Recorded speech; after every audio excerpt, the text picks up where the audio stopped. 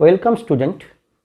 আমরা আলোচনা করছিলাম কোঅর্ডিনেশন কেমিস্ট্রির নিটের প্রিভিয়াস ইয়ারের কোশ্চেন অ্যান্সার। আগের ভিডিও ক্লাসে আমরা বেশ কিছু কোশ্চেন অ্যান্সার আলোচনা করেছি, তোমরা সেগুলো খেয়াল করেছো এবং তাদের যে উত্তর করার যে সলিউশন বা টেকনিক সেগুলোকেও লক্ষ্য করেছো। আজকে আমরা আরও কিছু প্রিভিয়াস ইয়ারের কোশ্চেন অ্যান্সার আলোচনা করে নেব। প্রথমেই দেখো 16 সালের যে কোশ্চেনটা এসেছিল, খুব important question. Which of the following which of the following has longest CO bond? ভালো করে খেয়াল করো, লংগেস্ট সিও বন্ড লেন্থ। এখানে দেখো সবগুলোই কি আছে, মেটাল কার্বনিল যৌগ। এই মেটাল কার্বনিল যৌগে কার্বন মনোক্সাইডের বন্ধন লেন্থ একই হওয়া উচিত, কিন্তু এইখানে কার্বন মনোক্সাইডের বন্ধন লেন্থ ভ্যারি করে। কি কারণে ভ্যারি করে আমরা আলোচনা করব। তাহলে এর ক্ষেত্রে দেখো বলছে সব থেকে লংগেস্ট তোমার কি হবে, কার্বন মনোক্সাইডের বন্ধন লেন্থ কি হবে। এর অ্যান্সার করার জন্য টিক্সটা খেয়াল করো, সহজে আগে টিক্সটা খেয়াল করো। টিক্স বলছে দেখো higher negative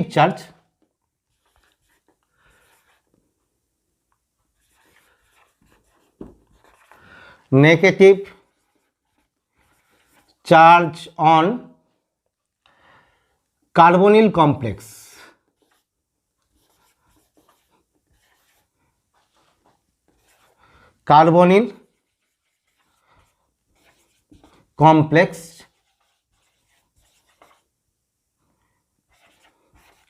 longest CO bond length। তাহলে দেখো এইটুকু যদি জানো যে যৌগগুলোর ক্ষেত্রে, ভালো করে খেয়াল করো, যৌগগুলোর ক্ষেত্রে যদি হায়ার নেগেটিভ চার্জ থাকে তাহলে কোন যৌগে, কার্বনিল যৌগে, তাহলে সেক্ষেত্রে লংগেস্ট কার্বনিল কমপ্লেক্সের বন্ধন হবে। সেইখান থেকে দেখো তাহলে আমরা এইখান থেকে কি বলে দিতে পারি, যৌগগুলোকে যদি আমরা লিখি, দেখো এটা প্রসম, তাহলে এর ক্ষেত্রে এটা পজিটিভ, এটা ইউনি নেগেটিভ, এটা বাই নেগেটিভ। তাহলে সব থেকে কার কম হবে, পজিটিভের ক্ষেত্রে, অর্থাৎ MnCO হোল 6 পজিটিভ, এইটা সব থেকে কি হবে, কম হবে। তার থেকে বেশি কার হবে, NiCO হোল 4, তার থেকে বেশি কার হবে ইউনি নেগেটিভ, অর্থাৎ CO হোল 4 নেগেটিভ, তার থেকে সব থেকে বেশি হবে ডাই নেগেটিভ, অর্থাৎ FeCO হোল 4 2 মাইনাস। তাহলে দেখো তোমরা যদি এই টিক্সটা শুধু মাত্র জেনে রাখো যে কমপ্লেক্স কার্বনিল কমপ্লেক্স বা কার্বনিল কমপ্লেক্সের সেন্ট্রাল মেটাল অ্যাটমের উপরে নেগেটিভ চার্জ যত বেশি হবে সেক্ষেত্রে কার্বন মনোক্সাইডের বন্ড লেন্থ তত বেশি হবে। তাহলে অর্ডার হবে এইটা, এবং আমাদের যদি অ্যান্সার চাই তাহলে অ্যান্সার কোনটা হবে, এইটা অ্যান্সার। সহজে একদম তোমরা কি করবে, এটা 30 সেকেন্ডের মধ্যে বা বলতে পারি আরও 10 সেকেন্ডের মধ্যে অ্যান্সারটা এটা করে দিতে পারবে। এবার দেখো এর ক্ষেত্রে বেসিক কি রুল আছে, বেসিক কোন জিনিসটা আছে যার জন্য এখানে কার্বন মনোক্সাইডের বন্ড লেন্থ লংগেস্ট হচ্ছে, দেখে নাও।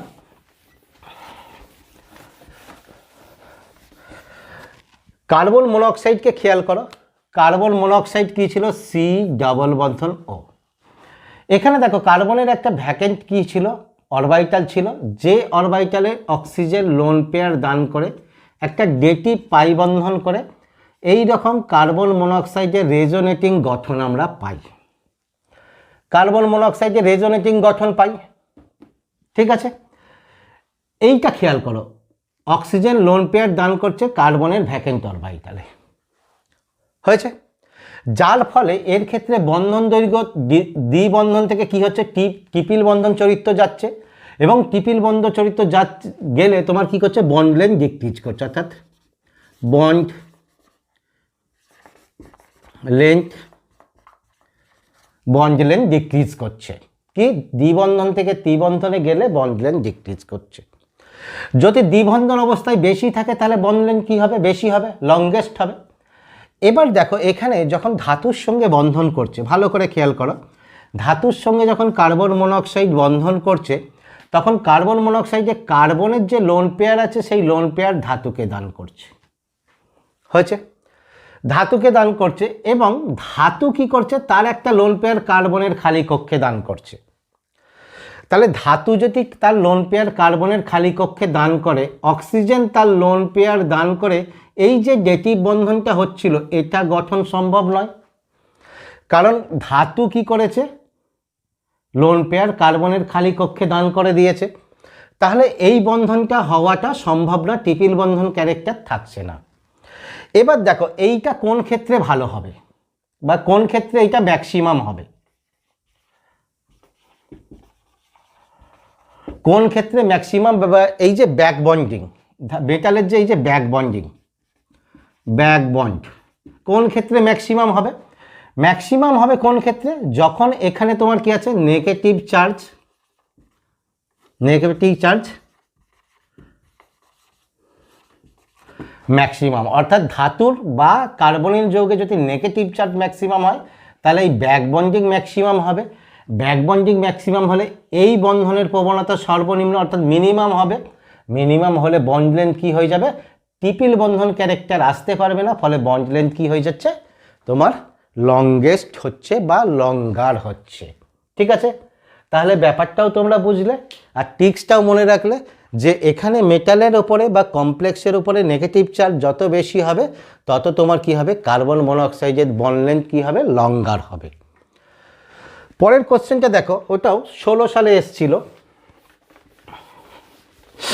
খেয়াল করো কোশ্চেনটা, খুব simple question, which of the following pair of the D orbital will have electron density along the Axis, অর্থাৎ কার ক্ষেত্রে ইলেকট্রন ডি ইলেকট্রনের অ্যালং অ্যাক্সিস থাকে। তোমরা এটা খুব সিম্পল সহজেই জানো, এটার ক্ষেত্রে বেশি বলার কিছু নেই। কি হয়, ডি জেড স্কোয়ার এটা অ্যাক্সিস বরাবর থাকে, জেড স্কোয়ার আর কি থাকে d x square y square, এই দুটো অ্যাক্সিস বরাবর থাকে, answer C.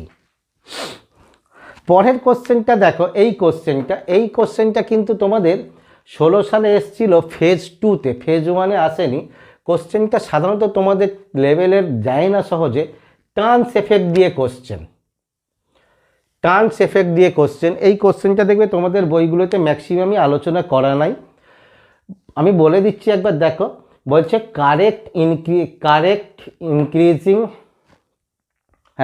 Increasing order of the turns effect of the following topics. কোশ্চেনটা নিয়ে আমি এখন বিশেষ কিছু বলছি না, যেহেতু কোশ্চেনটা খুব রেয়ার আসে। এর ক্ষেত্রে দেখো এই যে টার্নস এফেক্টের একটা, যেমন তোমরা স্পেকট্রোকেমিক্যাল সিরিজ করেছো ঠিক তেমনই টার্নস এফেক্টের একটা ওরকম সিরিজ আছে, যে সিরিজটাকে জানতে হবে, সেই সিরিজটাই দিয়েছে কোনটার প্রায়োরিটি বেশি। এক্ষেত্রে অ্যান্সার হবে হচ্ছে এ একটা। তোমরা যদি সত্যি এই ব্যাপারটাই জানতে চাও, টার্নস এফেক্টের ব্যাপারটা জানতে চাও, তাহলে সেটা আমাকে ভিডিওর কমেন্টে জানাবে, তোমাদের এই টার্নস এফেক্ট নিয়ে তোমাদের একটা ছোট ভিডিও করে দেব। ঠিক আছে, যদি একান্তই জানতে চাও, কারণ এইটা দিয়ে কোশ্চেন তোমাদের খুব বেশি আসে না। পরের কোশ্চেনটা দেখো, 15 সালের কোশ্চেন এসেছিল। এই কোশ্চেনটা বেশ ইম্পর্টেন্ট, এই টাইপের কোশ্চেন খুব আসে। খেয়াল করো কি বলেছে, বলছে cobalt 3 chloride from several octahedral complex with ammonia, which of the following will not give test of chloride ion with silver nitrate at 25 degree centigrade. এখন দেখো এইটা সেন্টিগ্রেড যে কোনো কিছুই দিক না কেন, আমাদের ক্ষেত্রে সিলভার নাইট্রেট দিলে ক্লোরাইডের টেস্ট কখন দেয় তোমরা জানো। ক্লোরাইডের টেস্ট কখন দেবে, যদি ক্লোরাইড কাউন্টার আয়নে থাকে, লিগ্যান্ড থাকলে নয়। কাউন্টার আয়নে যদি ক্লোরাইড থাকে তাহলে সেক্ষেত্রে হবে। তাহলে এক্ষেত্রে টিক্স কি মনে রাখবে, টিক্স মনে রাখবে এইটাই, টিক্স হচ্ছে কাউন্টার আয়নে ক্লোরাইড থাকলে, কাউন্টার আয়নে Cl- থাকলে সিলভার ক্লোরাইড পরীক্ষায় সাড়া দেয়। এটাই নর্মাল, কারণ সেটা তোমার কাউন্টার আয়নে থাকলেই তবে আয়ন নিতে হবে। প্রথম অপশনটাই দেখো COCl3 অ্যামোনিয়া। তোমরা জানো অক্টাহেড্রাল কমপ্লেক্স, তাহলে কোঅর্ডিনেশন নাম্বার কত 6, তাহলে কি হবে CO NH3 হোল 3 Cl3। তাহলে এর ক্ষেত্রে কাউন্টার আয়নে ক্লোরাইড নাই। তারপরে সবগুলোর ক্ষেত্রেই দেখবে, যেমন এইটা দেখো CO Cl3 4NH3, তাহলে এখানে দেখো CO NH3 হোল 4, তাহলে 4টে কোঅর্ডিনেশন নাম্বার পূর্ণ হয়েছে। বাকি আছে কটা? দুটো ক্লোরিন দ্বারা পূর্ণ হয়েছে। 3টে ক্লোরিনের মধ্যে একটা ক্লোরিন কাউন্টার আয়নে, এটা সিলভার নাইট্রেট পরীক্ষায় সাড়া দেবে, কিন্তু এইটা দেবে না, অর্থাৎ অ্যান্সার এইটা হয়েছে। বোঝা গেছে? পরের কোশ্চেনটা আসছি, দেখো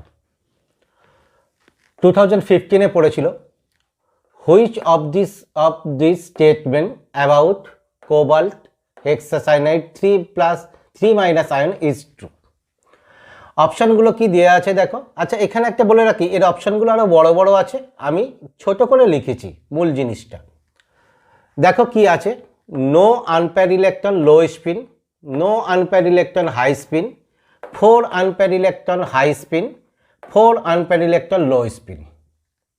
এখন দেখো এইটাকে তোমরা দেখেই সহজে কিভাবে অ্যান্সার করতে পারবে, এই জিনিসটা তোমাদেরকে রপ্ত করতে হবে, যাতে ক্যালকুলেশন ছাড়া তোমরা বা কোনো রকম নির্ণয় ছাড়া তোমরা করে দিতে পারো। প্রথম দেখো সাইনাইড স্ট্রং ফিল্ড লিগ্যান্ড, অতএব দেখো হাই স্পিন হবে না, তাহলে হাই স্পিন কাটা, বাদ চলে গেল। এবার কি রইল? Low spin, no unpair electron, 4 unpair electron. দেখো কোবাল্ট কত? 27, এমনিতে ডিএ কটা? 7টা ইলেকট্রন। দেখে মনে হচ্ছে অক্সিডেশন নাম্বার কত? +3, অক্সিডেশন নাম্বার +3, তাহলে কোবাল্ট 6, 6টা ইলেকট্রন যখন আছে পেয়ার আপ করবে, তাহলে পেয়ার আপ করলে দেখো 4টে আনপেয়ার ইলেকট্রন কখনো তোমার কি আছে? থাকতে পারে না, অবশ্যই অন্য কোনো আনপেয়ার থাকতে পারে, 4টে আনপেয়ার ইলেকট্রন থাকতে পারে না। তাহলে অপশান বাকি রইল no unpair electron, that is B হবে অ্যান্সার। এবার দেখো আমরা এর নির্ণয়টা, যারা এইখান থেকে দেখো এইরকমভাবে সহজে বুঝতে পারোনি, তাদের জন্য আমি নির্ণয় করে দেখিয়ে দিচ্ছি।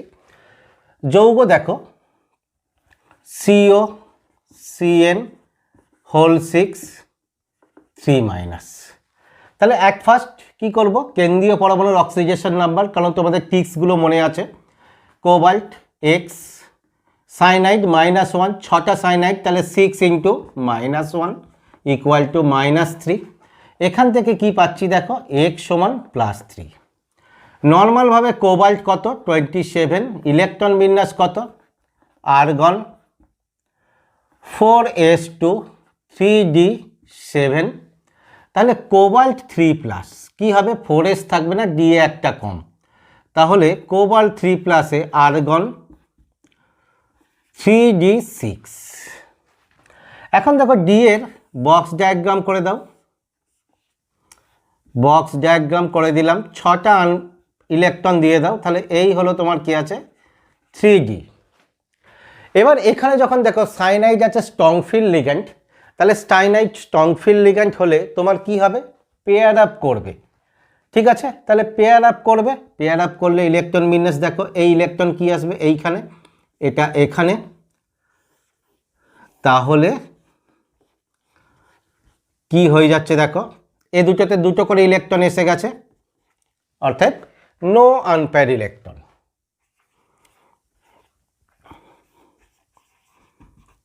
No unpair electron. এখন দেখো এই ডায়াগ্রামটা আমরা করেছি কি থেকে? আমাদের ভ্যালেন্স বন্ড থিওরি। তোমরা যদি ক্রিস্টাল ফিল্ড থিওরিতে করতে তাও হতো। এক্ষেত্রে দেখো ক্রিস্টাল ফিল্ড থিওরি থেকে 3টে সাইনাইড স্ট্রং ফিল্ড লিগ্যান্ড কি আছে? D6 সিস্টেম, অর্থাৎ 3d6, দিয়ে 6টা ইলেকট্রন আছে, তাহলে স্ট্রং ফিল্ড লিগ্যান্ড কি করবে? পেয়ার আপ করবে, তাহলে একে একে দিলাম পেয়ার আপ, তাহলে নো আনপেয়ার ইলেকট্রন। আমরা যদি ভ্যালেন্স বন্ড থিওরি বা ক্রিস্টাল ফিল্ড থিওরি যে কোনো থেকেই করি না কেন, আমাদের এটাই আসছে নো আনপেয়ার ইলেকট্রন। ও হাই স্পিন না, বি, সরি, বি অ্যান্সার দিয়েছিলাম, বি নয়, no unpair electron low spin complex, A answer, ঠিক আছে? এ অ্যান্সার হবে, কারণ এখানে হাই স্পিন আছে, এটা হবে লো স্পিন কমপ্লেক্স। তাহলে এটা বোঝা গেছে। এরপর একটা দেখো, এটাও 2015-এ, the hybridization involve in the complex tetracyano nickel. এখন দেখো টেট্রাসায়ানো নিকেল এর ক্ষেত্রে তোমার হাইব্রিডাইজেশন কি হবে, তাহলে সেটাকে তোমরা যদি দেখে নির্ণয় করে ফেলতে পারো তাহলে এটা খুব সোজা। যে এখানে তোমার কি আছে, নিকেল 2+ অবস্থায় আছে, এটা দেখে বোঝা যাচ্ছে 2+ অবস্থায় আছে। তাহলে 2+ হলে তোমার কি আছে, নিকেলের ক্ষেত্রে D8 system, strong field ligand pair up করাবে, ডি এর একটা খালি হবে, অতএব তোমার কি হবে, DsP2 সংকরায়ন। আমরা এখানে নির্ণয়টাও দেখে নিই। দেখো নিকেল CN4 2-, তাহলে অক্সিডেশন নাম্বার প্রথমে নির্ণয় করি। নিকেলের X, সাইনাইডের 4 ইন্টু সাইনাইডের -1, তাহলে -1 ইকুয়াল টু -2, X সমান কত, +2। নিকেলের নর্মাল ইলেকট্রন বিন্যাস কত, 28, কত, আর্গন 4s2 3d8, তাহলে নিকেল 2+ এর ক্ষেত্রে কি হবে, আর্গন 4s থাকবে না, 3d8। এখন দেখো 3d8 যখন হয়েছে তাহলে কি ইলেকট্রন বিন্যাস হবে, এইটা 4s 4p, তাহলে এটা 3d 4s 4p। সাইনাইড আছে এখানে, cyanide strong field ligand pair up করাবে, এটা এখানে আসবে, তাহলে এই অরবিটাল খালি হয়ে যাবে। এই কোঅর্ডিনেশন নাম্বার কত, 4, তাহলে 4টে ভ্যাকেন্ট অরবিটাল লাগবে, অর্থাৎ ডি এর একটা, এস এর একটা, পি এর দুটো, তাহলে DsP2 হাইব্রিডাইজেশন। DsP2 hybridization. এরপরে দেখো, এরপরে যে কোশ্চেনটা আছে এটা খুব ইম্পর্টেন্ট এবং খুব সহজে এর অ্যান্সার করে দেওয়া যাবে। ভালো করে খেয়াল করো কি দিয়েছে, among the following complex the one which show 0 crystal field stabilization energy, অর্থাৎ ক্রিস্টাল ফিল্ড স্টেবিলাইজেশন এনার্জি 0 হবে। বলছে কার ক্ষেত্রে আগে ক্রিস্টাল ফিল্ড স্টেবিলাইজেশন এনার্জি 0 হয় সেটা আগে দেখে রাখো। এই সংক্রান্ত টিক্সটাকে সহজে মনে রাখো, তাহলে দেখবে সহজেই করে ফেলতে পারবে। টিক্স দেখো তো, ক্রিস্টাল ফিল্ড স্টেবিলাইজেশন এনার্জি কার ক্ষেত্রে হয় 0। প্রথম কথা দেখো, তোমার D0 D10 এই দুটো সর্বদা 0, আর D5 হবে 0। এদের ক্ষেত্রে তোমার কি আছে, এইগুলোর ক্রিস্টাল ফিল্ড স্টেবিলাইজেশন এনার্জি 0। এর ক্ষেত্রে কখন 0 হবে, এর ক্ষেত্রে যদি তোমার কি হয়, উইক ফিল্ড লিগ্যান্ড হয় তবেই 0 হবে। D5 এর ক্ষেত্রে উইক ফিল্ড লিগ্যান্ড হলে 0 হবে, আর তোমার D0 আর D10 এর ক্ষেত্রে strong field week field both ক্ষেত্রে 0 হবে। এইটাকে ভালো করে মনে রাখবে, তাহলে দেখো সহজেই এই জাতীয় অ্যান্সারগুলো করে ফেলতে পারবে। ভালো করে খেয়াল করো, কার D0 D10 হবে ক্রিস্টাল ফিল্ড স্টেবিলাইজেশন 0, কার ক্ষেত্রে, স্ট্রং ফিল্ড উইক ফিল্ড উভয় লিগ্যান্ডের ক্ষেত্রে। D5 এর ক্ষেত্রে কি হবে, 0 হবে ক্রিস্টাল ফিল্ড স্টেবিলাইজেশন এনার্জি, কখন, যদি উইক ফিল্ড লিগ্যান্ড হয়। এখানে খেয়াল করো সবগুলোর ক্ষেত্রেই লিগ্যান্ড একই আছে, জল, অ্যাকোয়া, তাহলে উইক ফিল্ড লিগ্যান্ড, তাহলে উইক ফিল্ড লিগ্যান্ড কার ক্ষেত্রে হবে, যার D5 সিস্টেম আছে তার ক্ষেত্রে হবে তোমার কি আছে, 0। D5 সিস্টেম এইটা দেখো, বি হবে অ্যান্সার। আমরা দেখে নেই দরকার হলে, এবং কেন 0 হচ্ছে তাও দেখে নিই। এইটাকে নিচ্ছি, দেখো Fe H2O হোল 6 3+, তাহলে এখানে দেখো Feর অক্সিডেশন নাম্বার কত হবে, Fe জলের অণু প্রসম 0, অতএব 6 × 0 সমান +3, তাহলে Fe কি হয়ে গেল, আর x সমান +3, তাহলে Fe 3+। Feর ক্ষেত্রে ইলেকট্রন বিন্যাস কত, 26, আর্গন 4s2 3d6, Fe 3+, তাহলে তার ক্ষেত্রে কি হবে, 4s বাদ যাবে, D থেকে একটা বাদ যাবে, তাহলে কি হবে 3d5। দেখো D5 সিস্টেম কি বলেছি, D5 system week field ligand crystal field stabilization energy zero. ভালো করে মনে রাখো, D5 system, week field ligand, crystal field stabilization energy zero. তাহলে এখানে দেখো আমাদের অ্যান্সার ঠিক আছে। আমি যদি সরাসরি এইটা না করেও এইখান থেকে যেমন প্রথমে বলে দিলাম যে D5 এর ক্ষেত্রে এই Fe3+ এর ক্ষেত্রে D5 হয়, তার ক্ষেত্রে ক্রিস্টাল ফিল্ড স্টেবিলাইজেশন এনার্জি, তোমরা সেখান থেকেও করে দিতে পারো বা এতটা করে করতে পারো। এবার দেখো crystal field stabilization energy zero কেন হচ্ছে সেটাও জেনে রাখো। দেখো D5 সিস্টেম,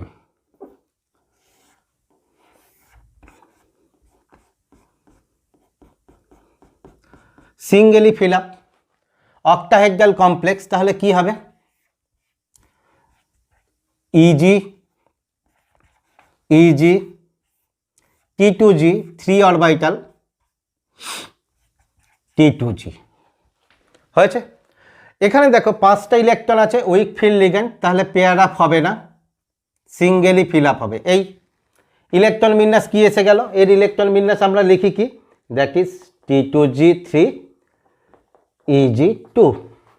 এবার ক্রিস্টাল ফিল্ড স্টেবিলাইজেশন এনার্জি করো, প্রতিটা ইলেকট্রনের জন্য কত? -0.4, এর প্রতিটার জন্য কত?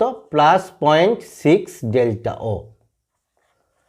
তাহলে এখানে দেখো ইলেকট্রন কটা আছে? 3টে, তাহলে ইন্টু 3, এখানে ইলেকট্রন কটা? 2টো, তাহলে কত হচ্ছে? -1.2 ডেল্টা ও, এখানে কত হচ্ছে? +1.2 ডেল্টা ও বা ডেল্টা নট, এই দুটোর সমষ্টি কত? +1.2 -1.2 সামেশন কত হচ্ছে? That is equal to 0। তাহলে এই কারণে তোমার কি আছে? D5 এর ক্ষেত্রে crystal field stabilization energy zero.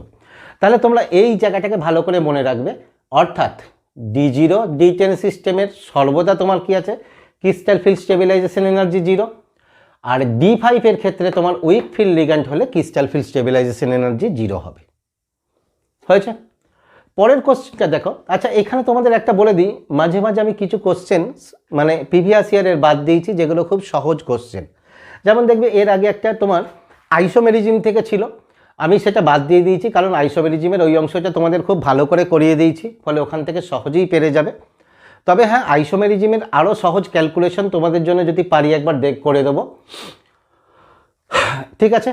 ফলে এইখানে দেখো এই কোশ্চেনটা সহজ হলেও এটা দিয়েছি 18 নম্বর কোশ্চেন, আমাদের 14 সালে এসেছিল। বলছে which of the following compound use to be an anti cancer agent. তোমরা জানো অ্যান্টি ক্যান্সার এজেন্ট কি ইউজ করা হয়, আমরা ব্যবহারে শিখেছি সিসপ্লাটিন। তাহলে এটা হবে অ্যান্সার, এইটা বি, সিসপ্লাটিন, অর্থাৎ P2Cl2NH3 2। এইটা দেখো অ্যান্টি ক্যান্সার এজেন্ট সরাসরি দিয়ে দিয়েছে, কখনো এরকম সরাসরি নাও দিতে পারে, এরকম দিতে পারে কোন যৌগটা তোমার কি হচ্ছে? টিউমারের অস্বাভাবিক গ্রোথ বৃদ্ধিকে রোধ করতে পারে, তাহলে সেটাও কি অ্যান্টি ক্যান্সার প্রপার্টি। তাহলে সেই ক্ষেত্রেও অ্যান্সার হবে তোমার কি আছে? Cisplatin.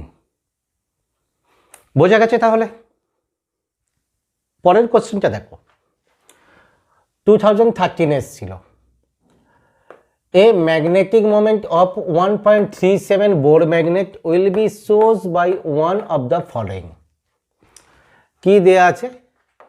Copper NH3 2+, NiCN 2-, TiCl4, COCl6 4-। এখন দেখো ম্যাগনেটিক মোমেন্টের মান দিয়েছে এইটা। তার আগে ব্যাপারটা জানো, ম্যাগনেটিক মোমেন্ট কারা দেখাবে? যদি আনপেয়ার ইলেকট্রন থাকে, এবং আনপেয়ার ইলেকট্রনের সংখ্যা অনুযায়ী ম্যাগনেটিক মোমেন্টের যে সমীকরণটা সেটা তোমরা জানো কি হয়। যদি n সংখ্যক আনপেয়ার ইলেকট্রন থাকে, তাহলে ম্যাগনেটিক মোমেন্ট হয় √n × n+2 বোর ম্যাগনেট, এটাই। এখন দেখো এখানে n এর মান কত হতে পারে? 1, 2, 3, 4, 5 ইত্যাদি হতে পারে। এই নিয়ে তোমরা কতগুলো ডাটা একটু মুখস্থ রাখবে, তাহলে দেখবে যে কোনো ক্ষেত্রে ম্যাগনেটিক মোমেন্ট সংক্রান্ত প্রবলেম সহজে করে ফেলতে পারবে। কি রকম? অর্থাৎ n এর মান কত হলে ম্যাগনেটিক মোমেন্ট কত হয়, কারণ দেখবে এই ক্যালকুলেশনটা তোমাদের ওখানে গিয়ে করাটা একটু শক্ত হয়েছে। তাহলে n এর মান কত হলে ম্যাগনেটিক মোমেন্ট কত হয়, এই ডাটাটা একটু মুখস্থ রাখবে। কি রকম দেখো, বলছে দেখো n যদি 1 হয় তাহলে মিউ আসবে কত? 1.73 বোর ম্যাগনেট। n যদি 2 হয় তাহলে মিউ আসবে কত? 2.8 H2 Bohr magnet, Bohr magneton. n যদি 3 হয় তাহলে মিউ আসবে 3.87 বোর ম্যাগনেটন। n যদি 4 হয় তাহলে মিউ আসবে 4.89 বোর ম্যাগনেটন। n যদি তোমার 5 হয় তাহলে মিউ আসবে কত? 5.91 বোর ম্যাগনেটন। এই ডাটাটা মুখস্থ রাখবে তোমরা। এবার দেখো এইটাকে মুখস্থ রাখাটা খুব ইজি, কারণ দেখো যদি তোমাদের খেয়াল করো পয়েন্টের আগের সংখ্যাটা, n এর মান যত, পয়েন্টের আগের সংখ্যাটা ঠিক তত আসছে। তাহলে এই ডাটাটা মুখস্থ রাখলে তোমাদের যে কোনো ম্যাগনেটিক ফিল্ড মোমেন্ট দিয়ে যদি কোশ্চেন দেয় তাহলে সেটা অ্যান্সার করে দিতে পারবে খুব সহজে। এখন দেখো এখানে ম্যাগনেটিক মোমেন্ট কত দিয়েছে? 1.73 বোর ম্যাগনেটন। এইটা তাহলে বুঝে গেলে কি আনপেয়ার্ড ইলেকট্রন আছে ও একটা।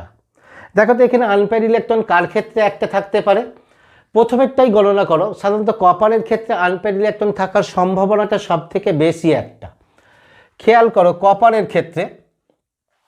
তাহলে এই ডাটাটা তোমাদের যদি লাগে এটা তোমরা নোট করে রাখবে। আমি মুছে দিলাম, পজ করে নোট করে রাখবে। দেখো কপারের যে যৌগটা দিয়েছে অর্থাৎ CuNH3 2+, এখানে কপার 2+ আছে কেন? কারণ কপার যদি X ধরি অ্যামোনিয়া পোষম, তাহলে 4 × 0 সমান +2, দ্যাট ইজ X সমান +2। এইটা তাহলে কপারের ইলেকট্রন বিন্যাস কত হয়? কপার 29, কত? Argon 4s1 3d10। কপার 2+ হলে 4s থাকবে না, ডি থেকে একটা বেরোবে অর্থাৎ 3d9। এবার দেখো এইখানে দেখো 3d9 এর ক্ষেত্রে যাই স্ট্রং ফিল্ড উইক ফিল্ড যাই লিগ্যান্ড হোক, এখানে তো পেয়ার আপ সম্ভব নয়, অতএব ডি এ একটা আনপেয়ার ইলেকট্রন থাকবেই।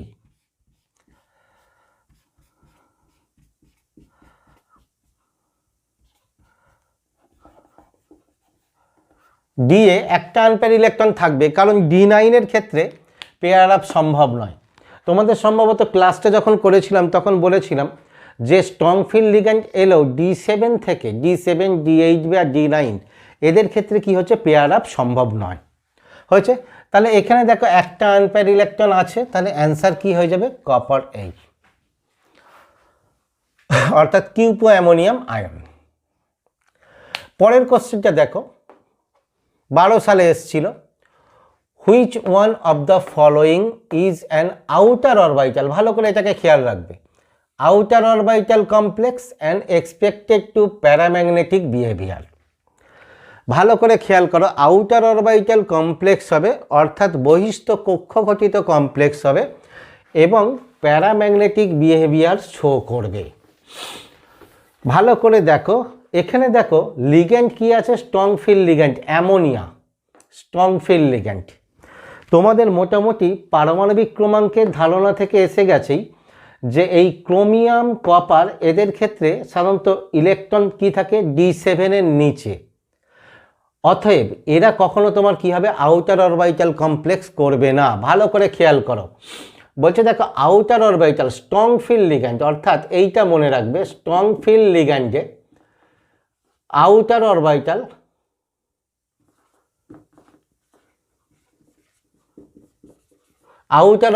স্ট্রং ফিল্ড লিগ্যান্ডে আউটার অরবিটাল করবে কারা? D7, D8, D9, D10। D10 তো করবেই, কারণ এক্ষেত্রে ইনার অরবিটাল, কারণ এইগুলো পেয়ার আপ হয়ে খালি দুটো কক্ষ সৃষ্টি করতে পারবে না। বোঝা গেছে? তাহলে এর ক্ষেত্রে দেখো ভালো করে এইটাকে দেখো আরেকবার খেয়াল করো, স্ট্রং ফিল্ড লিগ্যান্ড কি করবে? আউটার অরবিটাল কমপ্লেক্স করবে কখন? যদি D7, D8, D9, D10 হয়। D7 এর নিচে যদি থাকে অর্থাৎ তোমার কি আছে? লেস দ্যান D7, হ্যাঁ তোমার D7 এর নিচে যারা থাকবে সর্বদাই তারা তোমার কি হবে? আউটার অরবিটাল না ইনার অরবিটাল কমপ্লেক্স করবে। স্ট্রং ফিল্ড লিগ্যান্ডের উপস্থিতিতে। তাহলে এখানে দেখো স্ট্রং ফিল্ড লিগ্যান্ড যখন এদের ক্ষেত্রে D7 এর নিচে থাকে সর্বদা, ক্যালকুলেশন দরকার হলে করে দেখবে, এরা আউটার অরবিটাল করবে না। তাহলে তোমার বাকি রইল কোনটা? নিকেল আর জিঙ্ক। জিঙ্কের ক্ষেত্রে দেখো D10, তাহলে প্যারাম্যাগনেটিক সম্ভব না, পড়ে রইল নিকেল, এটাই হবে অ্যান্সার। তাহলে কিভাবে করবে? মূল জিনিসটা খেয়াল করো, এইটাকে ভালো করে খেয়াল করবে, তাহলে দেখবে সহজে অ্যান্সারটা করবে তোমরা, 10 সেকেন্ডের মধ্যে অ্যান্সারটা করে ফেলতে পারবে। কি হচ্ছে? D7 বা তার উপরে থাকলে strong field ligand outer orbital complex করবে, ইনার অরবিটাল কমপ্লেক্স করতে পারবে না। হয়েছে? D7 এর নিচে থাকলে ইনার অরবিটাল কমপ্লেক্স করবে। তাহলে দেখো এইখানে ক্রোমিয়াম কপার এদের ক্ষেত্রে D7 এর নিচে 3+ আয়নে, তাহলে এরা আউটার অরবিটাল করবে না, তাহলে এটা প্রথমেই বাদ দিলাম। পড়ে রইল কে? নিকেল আর জিঙ্ক। নিকেল আর জিঙ্কের ক্ষেত্রে দেখো জিঙ্ক D10, প্যারাম্যাগনেটিক হবে না, বাদ রইল নিকেল, এটাই অ্যান্সার। আমরা করে দেখি একবার। দেখো nickel Ni NH3 whole 6 2+, NH3 whole 6 2+। এখানে নিকেলের অক্সিডেশন নাম্বার দেখো কত? নিকেল X, 6টা অ্যামোনিয়া 0, তাহলে 6 × 0 সমান +2, X সমান +2। তাহলে নিকেলের তোমরা জানো নিকেল 28, নর্মাল ইলেকট্রন বিন্যাস আর্গন 4s2 3d8, নিকেল 2+, তাহলে আর্গন 3d8, d8 এর বিন্যাস দেখো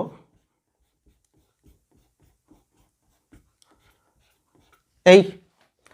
এবার দেখো স্ট্রং ফিল্ড লিগ্যান্ডের উপস্থিতিতে এটা যদি পেয়ার আপ করে, ভালো করে দেখো, পেয়ার আপ করলে একটা খালি কক্ষক সৃষ্টি করছে, কিন্তু অক্টাহেড্রাল কমপ্লেক্সে সর্বদা কি করে? ডি এর দুটো নেয়, তাহলে দুটো ডি এর ফাঁকা পাবে না, অতএব এ পেয়ার আপ করবে না, এখানে আনপেয়ার ইলেকট্রন থেকে যাবে। আনপেয়ার ইলেকট্রন থেকে গেলেই তোমার কি হবে? That is paramagnetic.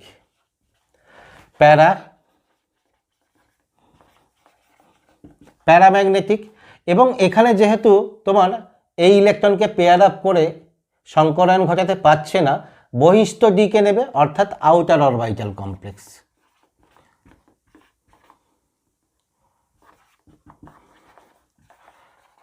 দরকার হলে একবার দেখে নিতে পারো।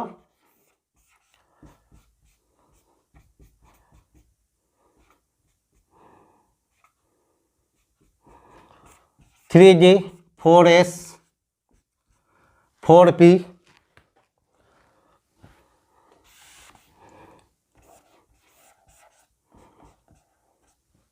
তাহলে এখানে নিতে পারছে না, অতএব এস এর একটা, পি এর তিনটে, ডি এর দুটো, that is sp3d2 outer orbital complex গঠন করবে। বোঝা গেছে? তাহলে তোমরা খেয়াল রাখবে, তোমাদের আমি প্রথম যেভাবে বলছি সেইভাবে অ্যান্সারটা করার, যেটা আমরা 10 সেকেন্ড থেকে 20 সেকেন্ডের মধ্যে এর অ্যান্সারটা করে দিতে পারি। ঠিক আছে? পরেরটা দেখো, পরেরটা 11 সালে এসছিল। এটা একটা জানা যৌগ, তোমাদের জাস্ট দেখিয়েছি, যদি কারো ওই জায়গাতে অসুবিধে থাকে সেই জন্য একবার বলে দেওয়ার জন্য, খুব সহজ question. Complex PT, pyridine, ammonia, bromine, chlorine, অর্থাৎ 4টে ডিফারেন্ট লিগ্যান্ড আছে। এই যৌগটার গঠন তোমরা জানো, square planar. Will have so how many geometrical isomer? এক্ষেত্রে জিওমেট্রিক্যাল আইসোমার 3টে হয়। তোমাদের জিওমেট্রিক্যাল আইসোমার যখন পড়িয়েছিলাম দেখবে, তখন কিভাবে জিওমেট্রিক্যাল আইসোমার এর করেছিলাম তোমাদের বলে দিয়েছিলাম, তাও আরেকবার বলে দিই যদি কারো অসুবিধা থাকে বুঝতে। গঠন কি হচ্ছে? স্কোয়ার প্ল্যানার পিটি, একটাকে ফিক্স রেখে দাও, অর্থাৎ এখানে অ্যামোনিয়া, পিরিজিন, ব্রোমিন, ক্লোরিন। এবার কি বলেছিলাম? একটাকে, এইটাকে ধরো এই পজিশনে ফিক্স রেখে দুটোর মধ্যে ইন্টারচেঞ্জ করলেই আমরা দুটো ভিন্ন আইসোমার পাবো। অর্থাৎ দেখো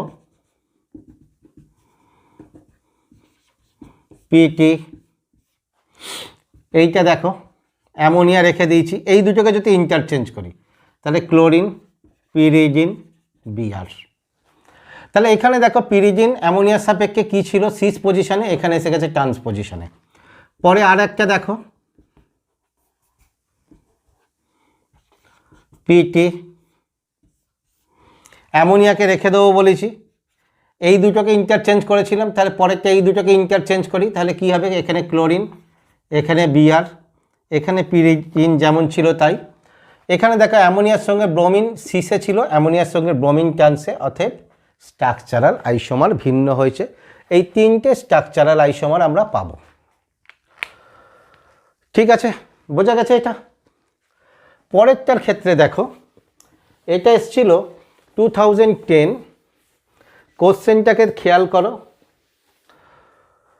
which of the following complex is not expected to absorb visible light. ভালো করে খেয়াল করা, ইজ নট এক্সপেক্টেড, এক্সপেক্টেড অনুমান করা হচ্ছে বা ধরা হচ্ছে এরা ভিজিবল লাইটকে অ্যাবজর্ব করবে না।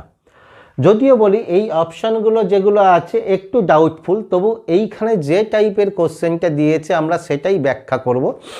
কি ব্যাখ্যা করব, কে তোমার কি করছে, absorb, not absorb visible light, not, K absorb করবে না ভিজিবল লাইটকে, ভিজিবল লাইটকে অ্যাবজর্ব করবে না যার ক্ষেত্রে তোমার কি আছে, ডিএ কোনো আনপেয়ার ইলেকট্রন নাই, ডিএ আনপেয়ার ইলেকট্রন নাই। সোজা কথাই দেখো কি হতে পারে, D0 হতে পারে, D10 হতে পারে, এই দুটো নর্মালভাবে হতে পারে। আর কে হতে পারে, যদি বলেছি ডিএ যদি আনপেয়ার ইলেকট্রন না থাকে তাহলে তার ক্ষেত্রে হতে পারে।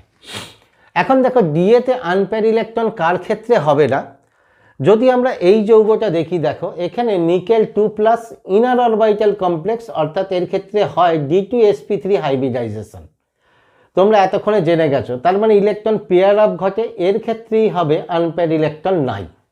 নিকেলের এইটা আছে জল, আউটার অরবিটাল কমপ্লেক্স হবে, নিকেল দেখবে D8, নিকেল D8, এগুলো তোমাদের দেখবে করতে করতে খেয়াল এসে যাবে বা মনে থেকে যাবে D8, ফলে এর ক্ষেত্রে আনপেয়ার ইলেকট্রন দুটো রয়ে যাবে। আর এইগুলোর ক্ষেত্রে দেখো Fe ক্রোমিয়াম, এদের ক্ষেত্রে সবার ক্ষেত্রেই D6-এর কম ইলেকট্রন আছে। যে যৌগটা আছে সেটাকেই ক্যালকুলেশন করি, অনুমান ভিত্তিতে আমরা ভাবছি এটা হবে নিকেল CN6 2-, অক্সিডেশন স্টেট দেখো X 6টা CN, প্রতিটা CN -1 করে, অর্থাৎ 6 × -1 = -2। তাহলে X সমান কত হচ্ছে, দ্যাট ইজ +4। ঠিক আছে,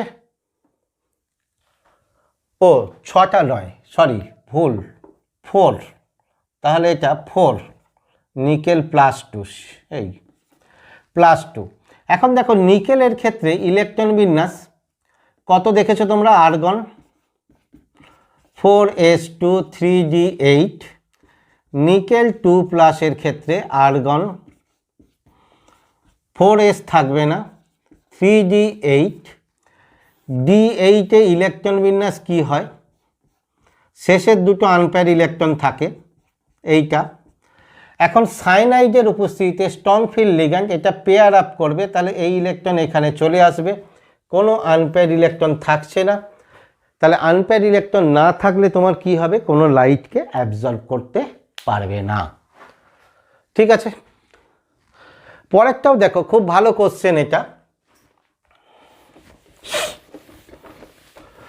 দিয়েছে, বলছে দেখো crystal field stabilization energy for high spin 4D, D4, এটাকে দেখো D4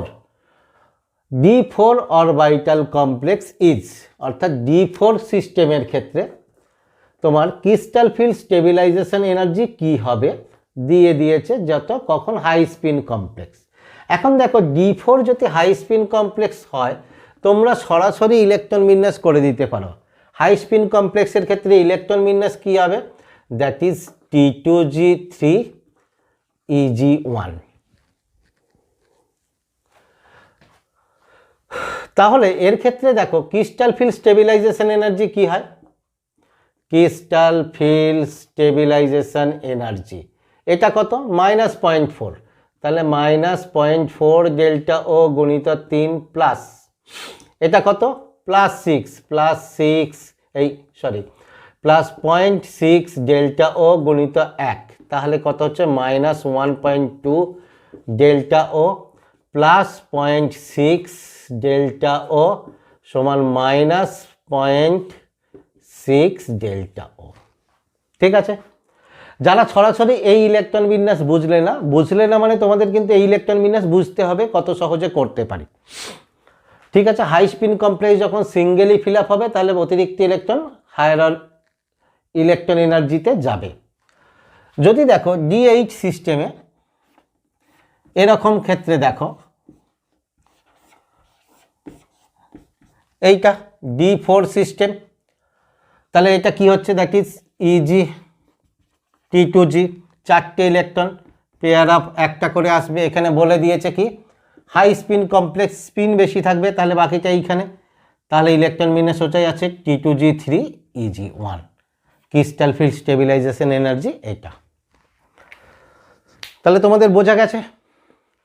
তাহলে এখানে দেখো ভালো করে খেয়াল করবে, আমি প্রথমে যে পদ্ধতিতে করছি তোমাদেরও দেখবে প্র্যাকটিস করতে করতে ওই পদ্ধতিটাকে রপ্ত করতে হবে, তাতে দেখবে খুব সহজেই তোমার এই কোশ্চেনগুলোর অ্যান্সার করে দিতে পারবে, খুব সহজে ক্যালকুলেশনগুলো না করেই। এখন দেখো কারণ বলছি, কারণ কিছু কিছু কোশ্চেন থাকবে খুব ক্যালকুলেশন তোমাদের দেখবে করতেই হবে, যেগুলো অন্য ম্যাথামেটিক্যাল প্রবলেমের ক্ষেত্রে। ফলে এই কোশ্চেনগুলোর ক্ষেত্রে যদি সময় বাঁচাতে পারা যায় তাহলে ওই কোশ্চেনে অর্থাৎ যেগুলো ক্যালকুলেশন করতেই হয় সেইগুলোকে তোমরা অ্যাটেম্প করে আসতে পারবে। না হলে দেখবে এখানে ক্যালকুলেশন করতে গেলে ওই দিকে ক্যালকুলেশন করার সময় পাওয়া যাচ্ছে না। ঠিক আছে, তোমাদের ভালো করে খেয়াল করবে, আমি যে টিক্সগুলো বলে গেছি অর্থাৎ যেটা কি পয়েন্ট, টিক্স বা কি পয়েন্ট যেগুলো বলে গেছি সেইগুলোকে খেয়াল করবে, দেখবে সহজেই অ্যান্সারগুলো করে ফেলতে পারছো।